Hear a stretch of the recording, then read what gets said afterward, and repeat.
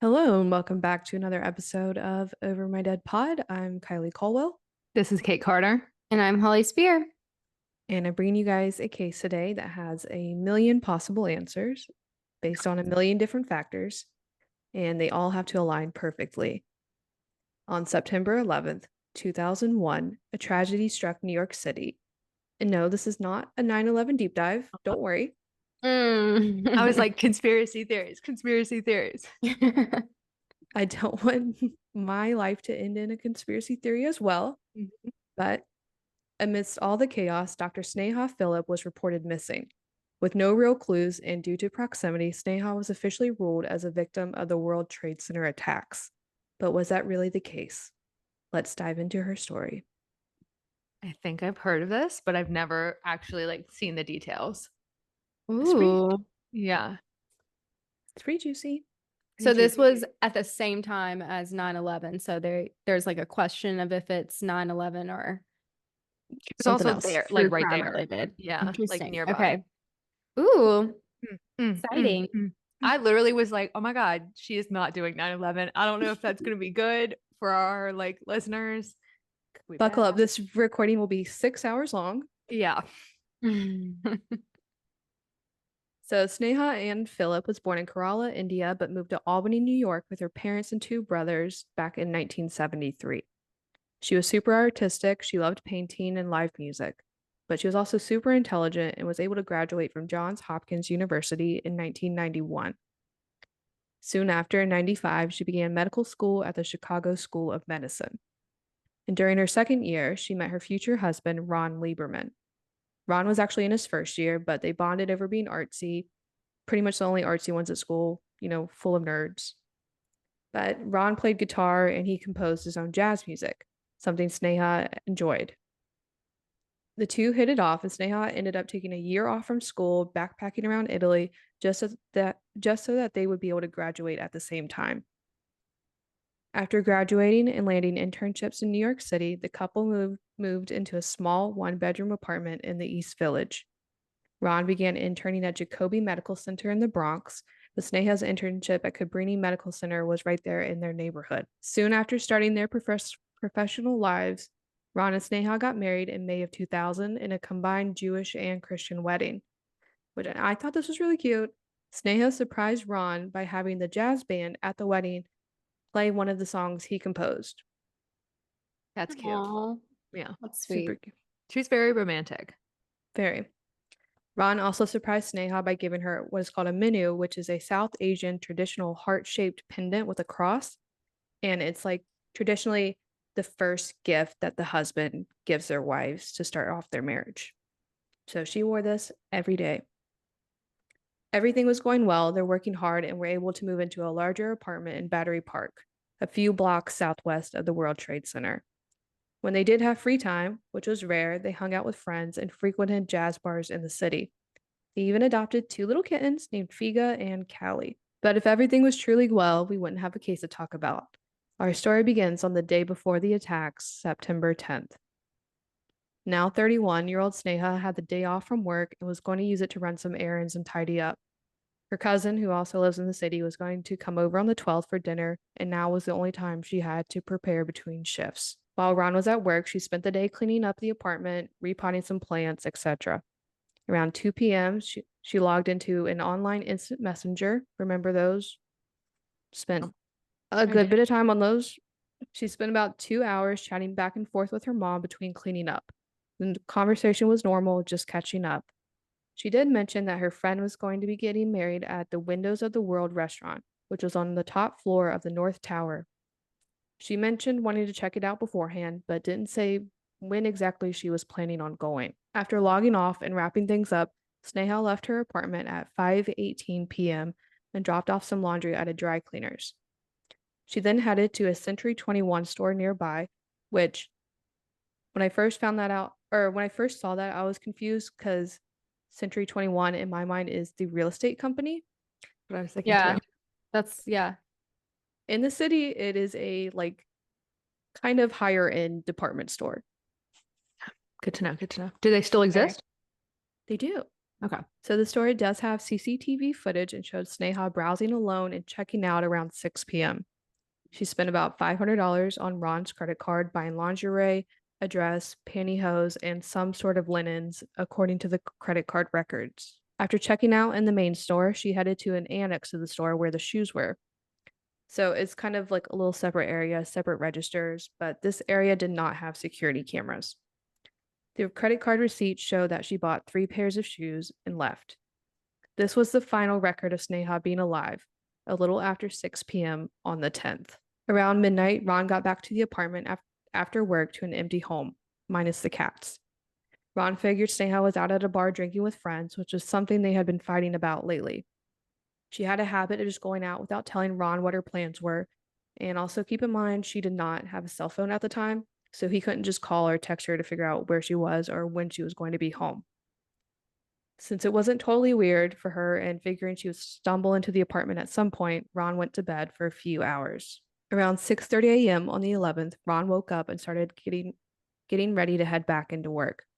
Sneha wasn't back yet, but he just chalked it up to her staying at her cousin's or her brother's place nearby. She sometimes did that instead of coming home in order to avoid a fight or waking Ron up. Ron kept this in mind and got on the subway to head up to the Bronx, arriving around 8 a.m.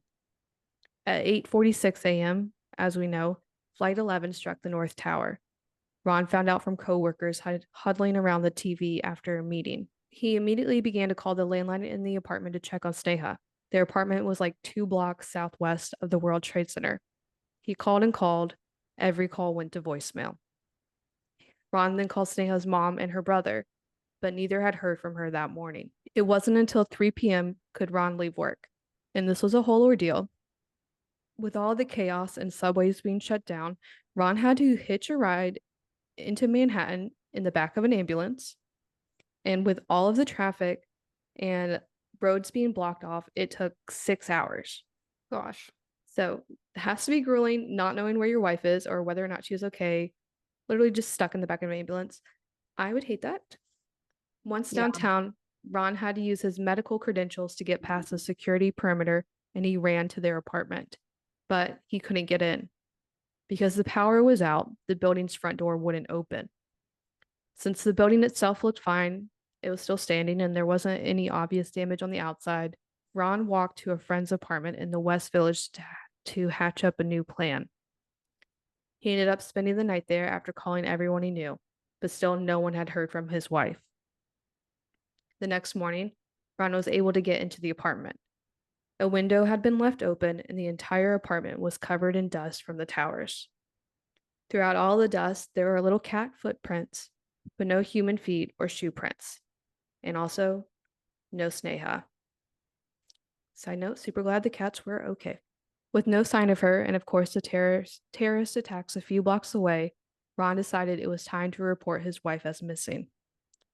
Now, we usually harp on police for not taking missing persons cases seriously, but I think we can let this one slide a little bit. In the wake of 9/11, over 9,000 people were reported missing. The list was slowly whittled down as people were located and names were crossed off because they had been entered in multiple times. There, of course, were some people who were fraudulently reported as missing as a joke. That's crazy. I think it ended up being like a couple hundred people.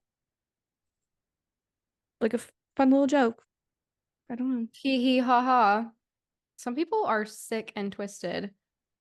Beyond. That's insane. Side note, do you guys remember? I know, Kate, you're a little bit older than Kylie and I. Do you remember 9/11? Damn, dude, I'm like a year or two old. Like, come on, give me a break. Wait, how? Yeah, I'm not even 30 yet.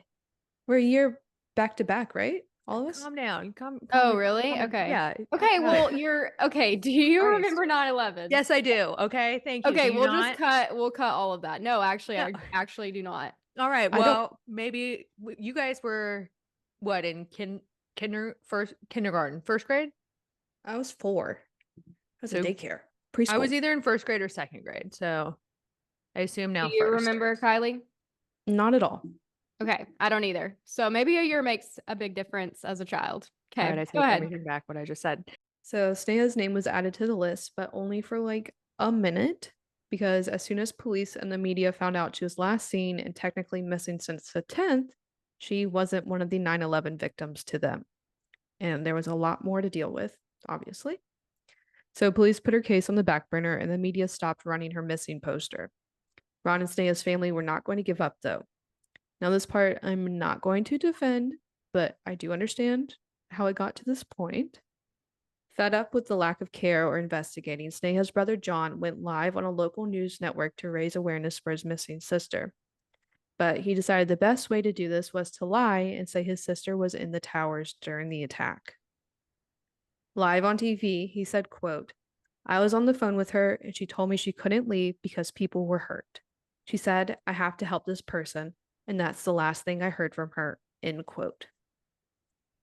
John did confess later that this wasn't true, and he does regret saying so. He was just trying to get some focus on his sister. My only thing with that, because I get that you're going to try to do whatever you can in the moment, because you never know how you're going to act. But to say that, I feel like gives more of a hope that she isn't alive. You know, like people are going to be like, oh, well, she's dead. She was in the towers. You know, like they're not going to go out searching for her specifically. Yeah, that's a You good know, point. I feel like it was counterintuitive. I guess I should have looked it up, how many people were reported missing in the towers and then found like later alive. Couldn't have been that many. No, yeah, that's a really good question because I don't really know if people were found in the towers. I feel like people left the towers. Like power's out. A lot of people didn't have cell phones. Hmm. Subways are down. Like it would take you a minute, but I feel like a Are you day ready or for two, this? day or two later, what? I have the number. You want to What is guess? How many people were found alive? In like in inside. more or less than 100. Less. 37. Less. Damn. Yeah.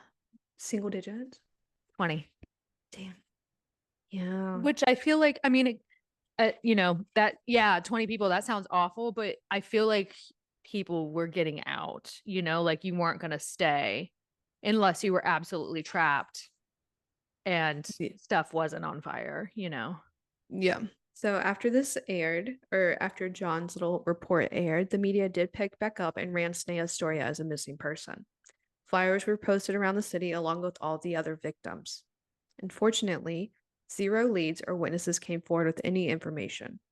No one saw her at the towers, no one saw her nearby, no one saw her the night before, or even the morning of. Losing hope, Ron decided to take things into his own hands and began investigating. He started with going through the credit card records and found out about the Century 21 purchases. The store that Sneha had gone to was closed due to the damage, but all the employees had been transferred to other stores. He took her flyer to each one, asking the employees if they remember seeing her. It took about a week, but one employee got back to him. She remembered Sneha on the 10th because she was a regular there. The employee said Sneha was there with another Indian woman shopping and the two left together. Ron was able to get the security footage somehow, and he scoured through it, but he never saw this other woman. But if you remember from earlier, there was no cameras in the shoe annex where Sneha was after the big purchase, so it's possible that she met up with someone there, and also 100% possible that the store employee was mistaken. Either way, this information didn't provide any clues for Ron, so he had to go get some more help, since the police still were not looking into the case. Ron hired a private investigator, Ken Gallant, who was a former FBI Special Operations agent. Ken got right onto it. He interviewed not only friends, family, but also coworkers and employees at Sneha's go-to spots. Ken went into the investigation, believed that Sneha had in fact not died in the attacks, that she ran away under her own free will. This was quickly ruled out. There were no plans or weird contacts and conversations on her computer. She left her glasses, passport, driver's license, and all but one credit card, Ron's. So if you're planning on running away without telling your husband, his assumption was you wouldn't take your husband's credit card. So now back to the drawing board. The first fishy thing that Ken discovered that was at 4 a.m. on the 11th, Ron's cell phone received a call from the landline in the apartment. Sketch. Also, that doesn't happen. You know, like a landline. No. Well, When asked about this, Ron didn't remember making the call, and he later chalked it up to, or he later was like, I don't know, I guess I must have checked my voicemail. Okay. I But mean, well, I that can guess, happen. Yeah. which it makes sense. Like, you're a doctor, your wife hasn't come home. I don't know. I lose my phone in my bed all the time. If I had another phone to call it, I would do that. You know what I mean? Some people think this was a way to establish an alibi, but more on that later. The second big thing the private investigator Ken found was that the security footage from the apartment building's lobby. In the footage at 8:43 on the morning of the 11th, a woman is seen entering, waiting by the elevator, and leaving a few minutes later without getting on. This was 3 minutes before the first plane struck, so it lines up with someone entering, hearing the commotion, and going out the door to see what was happening. Now, the footage is not great, apparently. It has not been released publicly, but reports say the front doors in the lobby are glass and the sunlight coming through makes it super low contrast. You can really only see the silhouette of what appears to be a woman, at least from what I could gather. When shown this, Ron and Sneha's family were convinced it was her. The hair and dress matched up with what she was wearing the day before. She had on a brown short sleeve dress, loafers, and her hair was up in a ponytail. Her mannerisms are also the same, according to them. Plus, if Sneha was out late the night before and crashed somewhere else, she always came back home in the morning. She wouldn't wait out all day. The thing is, though, this person in the footage did not have any shopping bags, and there weren't any in the apartment. The only thing Ken and most people could come up with is if this is in fact Sneha in the lobby, she went out after going shopping, and the bags are wherever she went. The night she left the store, it was raining pretty heavily. Maybe she did meet up with someone in the store, and due to the rain, she went to their place. Maybe she went out to dinner and drinks by herself, or probably with someone else, and drunkenly left the bags somewhere. But Ken and Ron think this is the most likely scenario and also on par with Sneha. They believe she came back home that morning, and it just so happened the 9/11 attacks began. She heard the commotion and ran out the lobby to see what was going on. Realizing people were hurt and being a doctor, she would have rushed to help. As we all know, a lot of first responders passed away in the aftermath, so it wasn't too far fetched. Besides, there weren't any clues pointing anywhere else. No clues, no body. In an interview, Ken has this to say, quote, "These kinds of crimes don't happen in lower Manhattan, that somebody goes missing from a homicide and they don't find the body. Killers are usually stupid, they leave clues. A body will come up. Sneha just vanished. Vanished, vanished, vanished, with no trace. The only thing that makes sense is that she burned in the World Trade Center." End quote. This conclusion was not the same that the NYPD reached. They began to investigate a few weeks later, once things settled down, and they found out some interesting tidbits about Sneha's life. In their investigation, the NYPD found out that her life was basically, in their words, going downhill. Earlier in the year, Cabrini Medical Center declined to renew her contract, citing tardiness and alcohol-related issues. The day that Sneha learned that her contract was not going to be renewed, she went out to a bar with some coworkers and ended up getting arrested. Allegedly, Sneha had reported that another intern had groped her. I'm not sure what type of investigating happened, but the night ended with the conclusion that Sneha was lying. The prosecutor made her a deal, though. Drop the assault charges and recant your complaint, or you'll be charged with falsely reporting a crime. Sneha refused and ended up being arrested herself, spending the night in jail. Jeez. So she goes to jail? That's stupid. So she ended up being charged with third-degree falsely reporting an incident, which was just a misdemeanor. And it just so happens that on the morning of September 10th was her court date. Sneha was formally arraigned during the short hearing and she pled not guilty.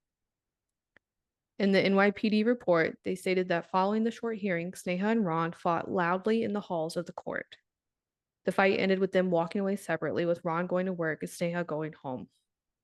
But Ron claims this fight never happened and there weren't even any heated conversations. Ron and Sneha's family are also adamant that she wasn't fired from Cabrini for tardiness or for alcohol-related issues. They say she was fired for being a whistleblower. They claim that Sneha reported instances of racial and sexual bias in the workplace, and it wasn't until then were there any quote unquote issues leading to her dismissal. When asked about this, Cabrini Medical Center told reporters that there was no evidence of any formal complaint filed by Sneha, which is a very formal and normal response for a business. After her dismissal, Sneha got another internship at St. Vincent's Medical Center in Staten Island. She was reported to have similar issues and was temporarily suspended for missing a meeting with a substance abuse counselor. Another thing the official NYPD report said was that Sneha was frequently frequenting gay and lesbian bars and she would frequently go home with women. Okay, why are they even saying that? Like, come on. I don't know. The official report even said that Sneha's brother caught her in bed with his then girlfriend. No idea where they got this from because her brother vehemently denies this. He's even told reporters that he had never even talked to the investigator who wrote the report. This is all very confusing.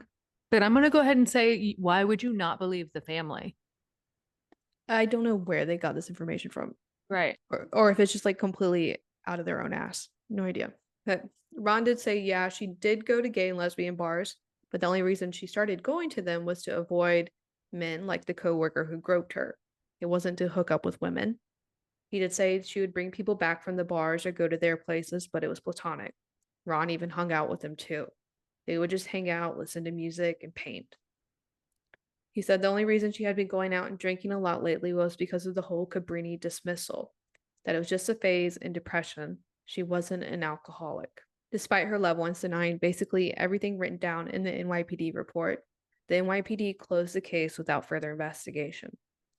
They didn't look into her being a 9/11 victim or a victim of literally anything else. All they did was move to have her removed as an official victim of 9/11, and in January of 2004, the medical examiner declared such. Wait, but they Before- did that with zero proof, right? Zero proof of anything. Like they just Yeah. kind of dug into her past life and I don't know, brought up all this supposed alleged drama. And they're like, okay, she didn't die in 9/11 because all these other things were going on. But then they're like, okay, then where is she? And when you said they closed her case, do you mean they closed her case as a missing persons or as of being a 9/11 victim? Being a 9/11 victim. Okay.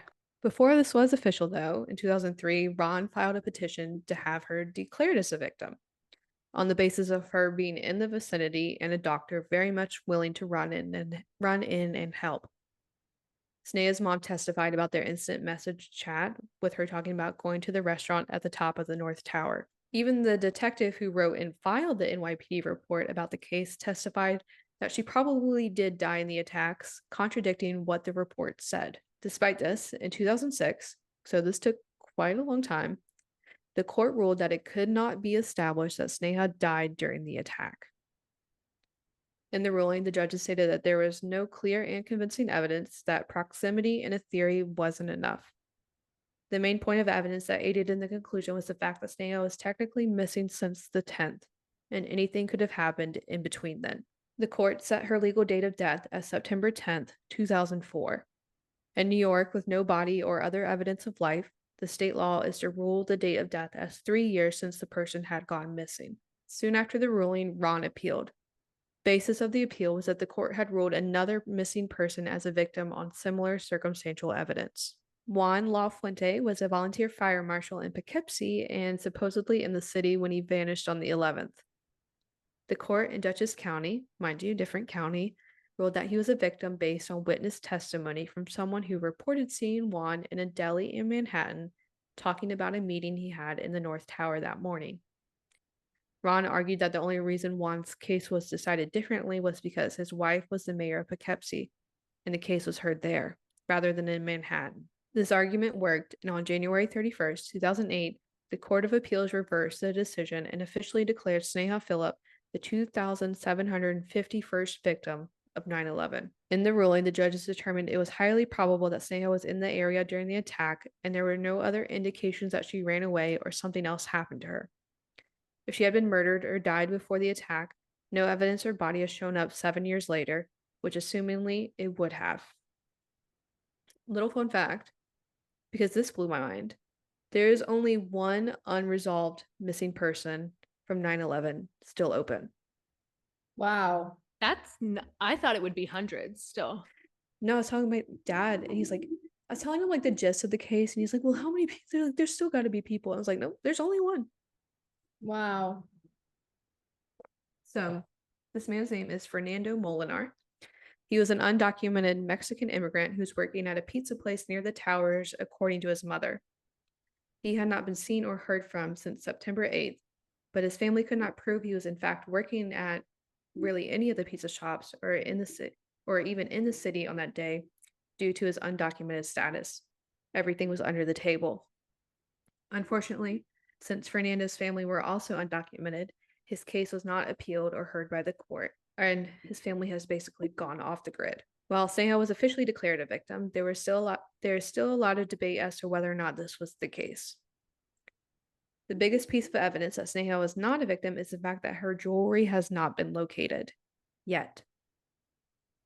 While pretty much everything and everyone were burned in the towers, any diamond or gold would not have melted in the temperatures recorded.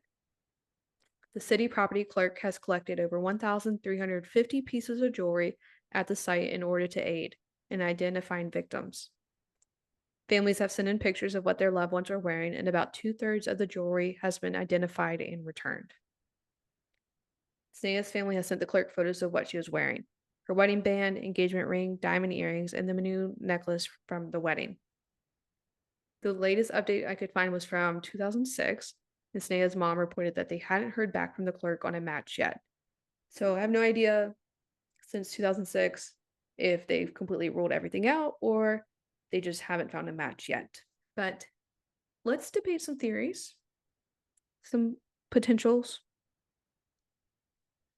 The first theory that comes up is that Sneha died on September 10th or at some point not attributed to 9/11, and how is also up for debate. I would say the biggest subpoint of this theory is an accidental death due to being intoxicated or under the influence of something. Many people believe she may have drunkenly ended up in the Hudson River, which is only a block west of her apartment. Which, yes, could happen, does happen, but a body would have shown up somewhere at some point. If you're on the thought train of Sneha dying before 9/11, the lack of a body or other evidence may point you in the direction of foul play. It is practically impossible to commit a murder and leave zero evidence behind, especially in Manhattan. If Sneha was murdered, it not only had to have been very carefully done and cleaned up, but the killer just so happened to have gotten lucky in the chaos of 9/11. Ron does come up as potentially being involved due to possible issues in their relationship, possibly an affair, and that odd voicemail call at 4 a.m. Some think Sneha did make it home after going out to the store. The thing is, we have that possible footage of her in the lobby on the 11th, nothing that we know of her returning on the 10th. Also, Ron didn't get home until midnight from work, meaning Sneha would have had to be in the apartment for maybe 6 hours without making a single phone call or messaging anyone online. If she got home after work, there's also no footage of that. What do you guys think? I don't know. Foul play before the attacks. I'm kind of leaning towards foul play before the attacks. Or, yeah, because I will say one of the things, well, after you said that only one person has not been like resolved or, found from 9/11, that kind of changed my mind because I thought it was going to be hundreds of people. But I will say that the whole jewelry thing is kind of a big deal. That they said they would have been able to find everybody's jewelry and they have. I feel like that's kind of a big deal. Or I don't know. I feel like something might have happened the night of the 10th or I'm the morning thinking. of 11th. But where's her body? I don't know. Maybe what if like a serial killer got her and then took her and why they're not even looking outside of New York. It's true. Just saying. Or just Yeah. something happened, or the person waited until after the attacks in all the chaos to do something. Yeah, I think I was leaning towards her just being involved in 9/11 until you said only one person hadn't been found. I don't know. feel like foul play might have been involved, and it was just the perfect storm with 9/11 and her getting caught up with possibly being a victim of 9/11. Yeah, it had to have been like everything aligned perfectly, which rarely Yeah. happens. Yeah. The second theory, which I think is a bit more popular online, but I don't quite buy, is that Sneha used the opportunity in all the chaos to run away and start a new life. Things weren't exactly going well in Sneha's professional life, and while the NYPD reported professional and relationship chaos, her husband and family stick by the fact that everything was okay at home. But then again, how could you ever really know? Ken Gallant, the private investigator in the NYPD, couldn't find any evidence of a plan or talks to run away, but people theorized that amidst the chaos, it could have been a sudden decision. Another little theory within this is rumors of an affair. Again, Ron and the family completely deny this, but the internet people are latching onto the woman who the Century 21 employee saw Sneha with. According to reports, the night of the 10th, about the time Sneha left the store, it was pouring rain. It wouldn't make sense for her to bop around town in the weather unless she had to. It would make sense for her to either head home, wait it out at a restaurant or bar, or go to someone else's place. We know she didn't go home, and there's no credit card records of her buying anything after the store. So whose place could she have gone to? Personally, if Sneha was having an affair or literally even just like went to a friend's apartment, I don't know why no one has reported that she did that. Like even after all these years later and like all this like grief and confusion, Yeah. if you were like the side piece, would you say I mean, I know. or 100%. yeah, with like no foul play, like yeah, she stayed the night at my house. You know what I Yeah. mean? Or they're then thinking that they're gonna get blamed for it, you know? True, true. But I would probably like tell the family. I don't know. I don't know because you don't know what you're doing in the moment.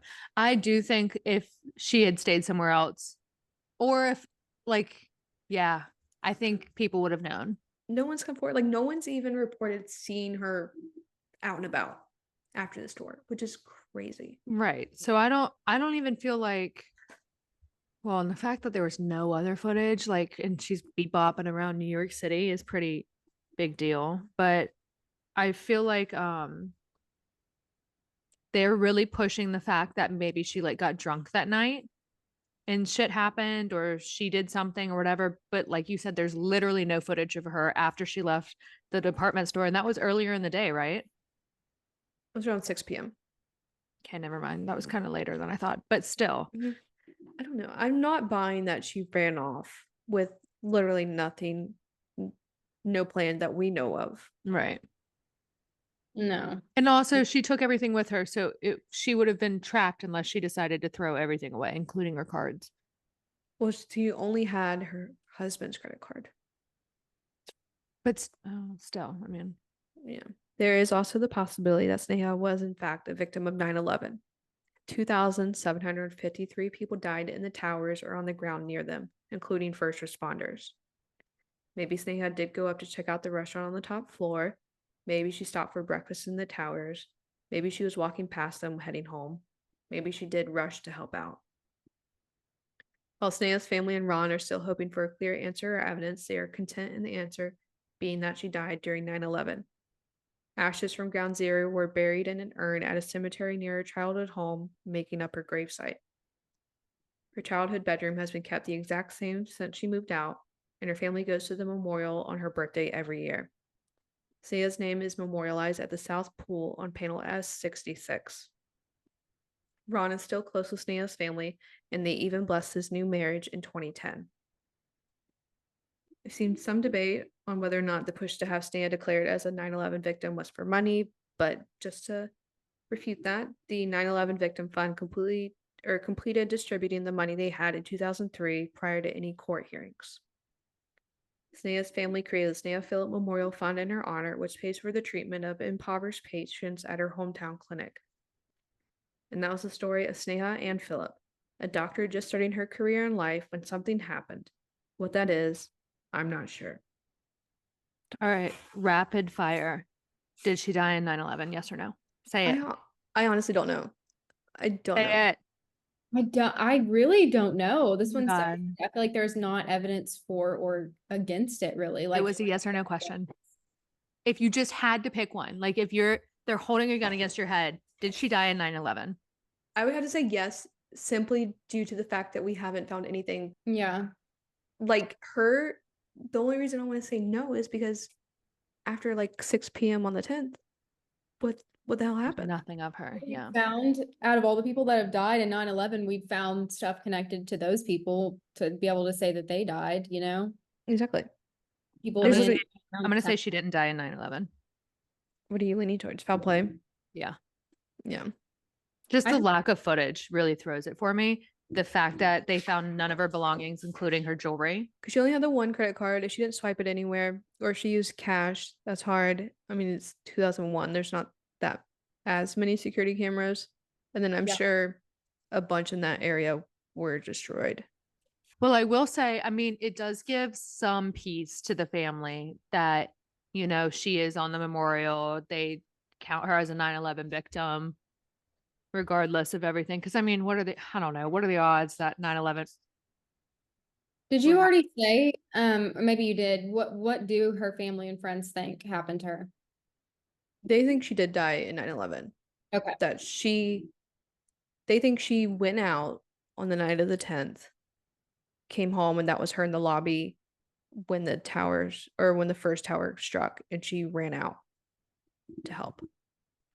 Which I could I have seen some debate. It's like that is kind of like the more heroic story. I was and going to you say, would want, wouldn't you want that? yeah. Well, it could have been like she did stay at someone's house and she had to walk by, or she stopped for breakfast or coffee in there the morning of. Yeah. Yeah.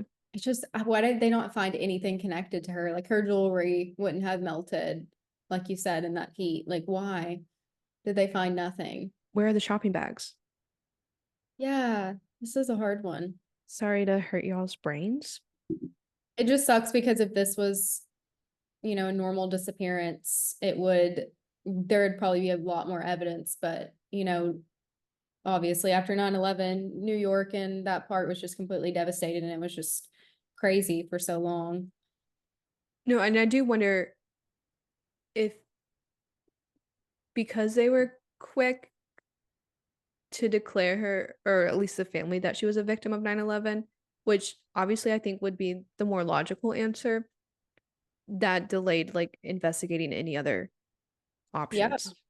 Yeah, I mean, how would you even have the time to investigate any other crime going on within the city at that same time when 9/11 was happening? There's just no way. Wanna jump into overtime? Overtime. Dude, I think we would be remiss if we did not talk about the Zach Bryan Brianna chicken fry drama because we've all watched the BFFs podcast. Absolutely nuts. And this is coming from someone who's a Zach Bryan fan. Oh, same. Was a Zach Bryan fan. I'm still gonna listen to his music probably. Oh, you've removed Really? the You're gonna downloads? listen to an abuser's music to give him profit? I feel like we do that a lot and don't even know it. Yeah, but why True. would, if you know it? I agree, Millie. You shouldn't do it. Not judging you, but Yeah, I mean, I'm not gonna you gonna listen to Diddy's songs? well, no, I never I liked did. Yeah, I didn't to begin with. I'll probably not go to his concert. I probably would have not gone to his concert anyway, though, but Would've. I don't know. I mean, For those who don't know what's going on, can somebody give a synopsis? sure. So Zach Bryan was dating his longtime girlfriend, Brianna Chicken Fry. Before she started dating him, she was a little bit of like a social figure, I guess, because she was on a Barstool Sports podcast called BFFs. Then I believe she went and kind of started her own podcast with a girl named Grace that was her friend, and it's called Plan Bree. And anyway, so she has been dating Zach Bryan for a while. They post about each other a lot, but TikTok kind of blew up talking about drama going on with them even before they broke up. Like I think that they unfollowed each other. He unfollowed her best friend Grace. Like it was just kind of like a scandal for a little bit of time. And then suddenly he was on Raya it was before the world knew that they had even broken up. So there was all this like, oh my gosh, he's cheating, blah, blah, blah. And then he posted a thing that said that they had broken up like the day before. And then Brie gets on and she makes like a little podcast about it, saying like she wasn't ready to tell everybody, but yes, they did break up. Basically he just wanted to like be on Raya as fast as possible and gave her no time to like process anything. Then Brie goes on to her BFF's podcast and talks about all of these terrible abusive things that Zach Bryan did to her. Just like emotionally abusive. She kind of alluded to physical maybe abuse, is in my opinion, but definitely emotional and psychological abuse. And then of course there was The a big part. Yeah. Huh? No, why did she go on the podcast and say all these things? Because he offered her $12 million to keep quiet. Oh, yes. I feel like that's the biggest thing of it all, is that Zach Bryan, when Zach and Brianna broke up, Zach's team reached out to Brianna and said, we'll pay you $12 million to sign an NDA about your relationship with Zach, which right there should kind of tell you something. Right. There's got to be a lot of money, a lot of dirt for a $12 lot million. of dirt. Yeah. Yeah. It seems like there's a lot more than what she even said on that initial podcast, but I will say I've been stalking Zach Bryan's exes for a long time. One of them's name is Rose and one of them's name is Deb, and they never speak on Zach Bryan. They never talk about him. They never like allude to him at all in any of their social media. Deb is kind of, I would say, a little bit of an influencer. Rose is really not, but she has a TikTok and people follow her and comment about Zach Bryan, which is probably annoying. But they don't ever talk about him, which makes me think that they probably maybe could have possibly taken money. Well, Brianna even alluded to that. Yeah, She was like, the girls before me. I'm not going to do this, like the girls before me, which don't get me wrong. Kylie said she'd take the money. So it's a very normal, that's a shitload of money for someone who's not famous, doesn't really care, like it doesn't, I'm not saying I don't feel like if you took the money, you took the money. I still believe you if you tell me something when it comes to that. But the fact that she also had like lots of proof. Yeah. And also the thing is like, if I was not, and not saying if I was a nobody, but if I was someone who didn't have a voice and who didn't have a platform already, I would definitely take the money. But the thing about Brie is like, she doesn't have to, like, I'm sure $12 million probably would have been like a life-changing sum of money at one time, but she has a platform, she has a voice, she probably will make more than that just talking about Zach Bryan. Yeah. I can't help but wonder, because Rose was definitely before he was famous, and then Deb was kind of like the start of it. If they signed, they got some money, and then they saw that Brianna got offered 12 million, like there's no way they also got offered that much. No. I saw this TikTok it was from a movie, but it was from RV. And these people are standing around and they're like, wait, you're getting $10,000? And they're like, wait, you're getting 10,000? I'm getting 5,000. And then they're like, wait, y'all are getting paid? Yeah. Yeah. I bet he later on, as soon as he got famous, then was like, you know what? Just in case, I'm going to make her sign this NDA. That might be the case. Yeah. And then going forward, I mean, a lot of famous people do end up doing NDAs for their partners. Yeah. Abuse or not kind of thing. Like they don't want to tell them your secrets, because what if you have a huge breakup, like a really bad one, and the person's nuts, and then they go and spread all this shit, like addresses and stuff. Yeah. Famous people don't want to be like talked about all the time. Right. But I will say, just throwing this out there, when Brianna, she went on the podcast, told like a tell-all about what happened. She also kept quiet about a lot of things, kind of alluded to reasons for keeping quiet, which made me think like more physical shit. But I do want to come in and say, I'm not just always gonna believe the female kind of thing on this situation, but she literally had proof. We saw text messages from Zach and his team. We saw videos. There's lots of others stuff as well. So I don't think she's making any of it up. Yeah, I No. mean, also it's like Kate said, like I don't just automatically believe someone when they make accusations against somebody just right off the bat. Like I mean, always believing the victim, but it's just like, you know, I think that it says something like if you were also just as crazy as he was, you would take the $12 million because he probably has stuff against her, but it doesn't seem like that. It seems like he's like, here, take this, be quiet, don't show how crazy I am. Like if he, you know, I will say I did unfollow him. I pretty much Okay. made my decision right after I heard the podcast, just because of all the proof that there was. And I also want to say this, huge Zach Bryan fan. So this was like a kick in the nuts kind of thing, but I don't stand for that shit. yeah. No. I think the moral of the story is for the people, do not get any tattoos based on or inspired by any celebrity because you may end up having to get it removed or covered later on. I saw a lot of people that posting about their tattoo and they're like, shit. Yep. Like his lyrics are great. His lyrics are great, but now that you kind of know backstory stuff, I mean, to each their own. I'm not gonna hate you if you love him and stuff like that. But personally, that was it. So not to cut this right now, cut it short, but that was actually pretty long.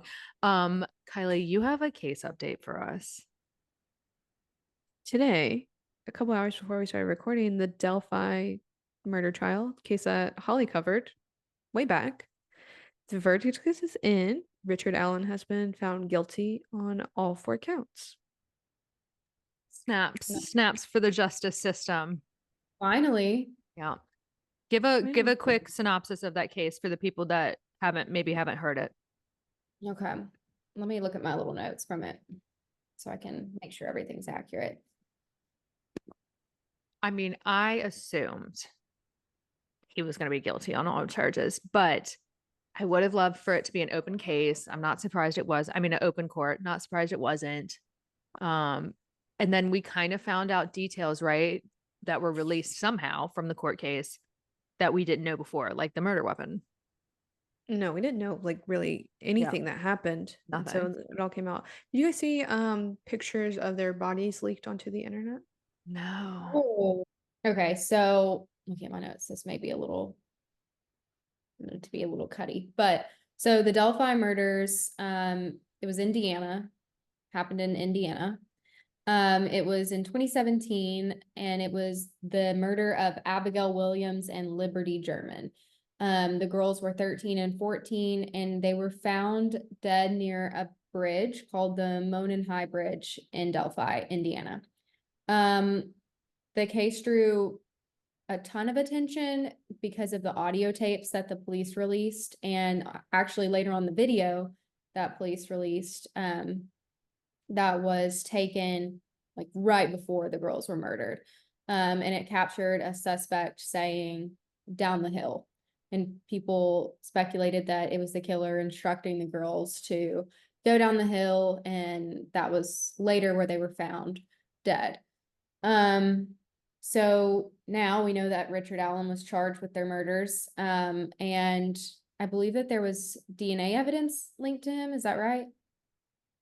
Yeah, and I think the bullet was came back as a match to his gun, and that was like the Yeah. big piece. And then So I saw something he admitted to being there that day, and the reason they arrested him later is his little report of him like admitting that he was there that day was like incorrectly filed. And it was until a clerk was going back through all the records and reorganizing everything that they're like, "Oh, we should go look into this guy again." why does it take so long for people to find these mistakes? I mean, we talk about cases all the time where we're like, oh, we're gonna relook at all the evidence. We're gonna start this case over from ground zero from number one. And then they find some like huge crazy thing that happened that was just like some technical error that would solve the entire thing. I don't know. Like, can we What? do everything electronically? Let's put it all in the cloud.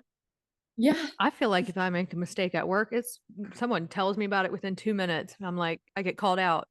So Exactly. come on, people, do your job. Jeez.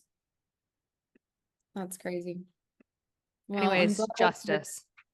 yeah, I'm glad there's this conclusion to this case. It's been Yeah. very ongoing and very infamous case for quite some time. So that's good. And with that, thanks for tuning in to another episode of Over My Dead Pod. If you want even more information, you can check out our blog on overmydeadpod.com. Be sure to leave us a review wherever you're listening to this and check us out on social media at Over My Dead Pod. We'll see you next week with another case. Bye. Bye. Bye.